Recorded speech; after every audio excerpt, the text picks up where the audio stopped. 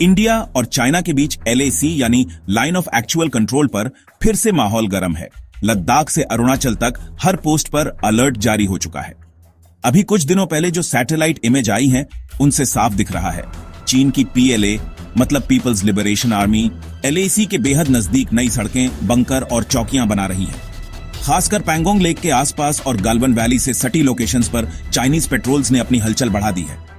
अब सवाल है, चीन वही पुरानी चाल फिर से चला रहा है क्या, जैसे 2020 में गलवान में किया था?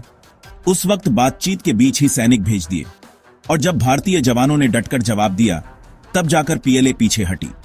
मगर चीन की स्ट्रैटेजी हमेशा यही रही है, पहले इंफ्रास्ट्रक्चर बनाओ, फिर सैनिक भेजो, आखिर में उस जमीन को अपने नक्शे में दिखाने लगो। इसे बोलते हैं सलामी स्लाइसिंग, यानी टुकड़ों में जमीन हड़पना। इस बार तो चीन की तैयारी और भी खतरनाक लग रही है। अब सिर्फ लद्दाख नहीं, अरुणाचल के टावांग सेक्टर में भी उनकी एक्टिविटी बढ़ गई है। ब्रह्मपुत्रा नदी के किनारे हाइड्रो पावर प्रोजेक्ट्स की आड़ में चीन ने मिलिट्री इंफ्रास्ट्रक्चर खड़ा कर लिया है। असली मकसद है भारत की सीमा पर दबाव बनाना।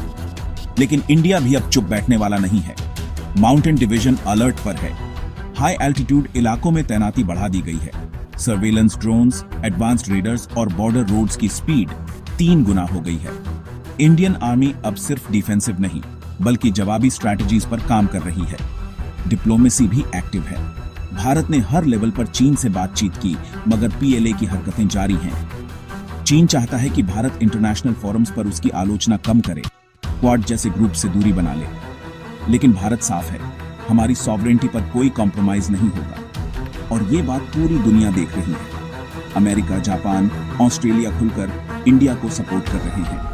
क्वाड की मीटिंग्स में इंडो पैसिफिक की सिक्योरिटी पर बड़े ऐलान हो रहे हैं। चीन को यह सब पसंद नहीं आ रहा, इसलिए वो बॉर्डर पर दबाव बना रहा है। मगर याद रखना, ये 1962 का इंडिया नहीं है।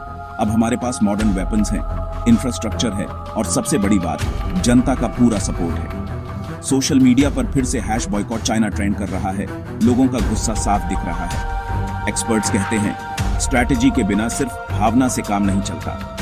बॉर्डर के विलेजेस में सिविलियन इंफ्रास्ट्रक्चर बढ़ाना जरूरी है ताकि चीन की चालें फेल हों। साथ ही सैटेलाइट सर्वेलेंस, साइबर इंटेलिजेंस और लाइव वॉर रिहर्सल्स भी बढ़ाए जा रहे हैं। दूसरी तरफ चीन की इंटरनल सिचुएशन भी कुछ खास नहीं है। इकोनॉमी धीमी है, बेरोजगारी बढ़ रही है, इंटरनेशनल दबाव भी है।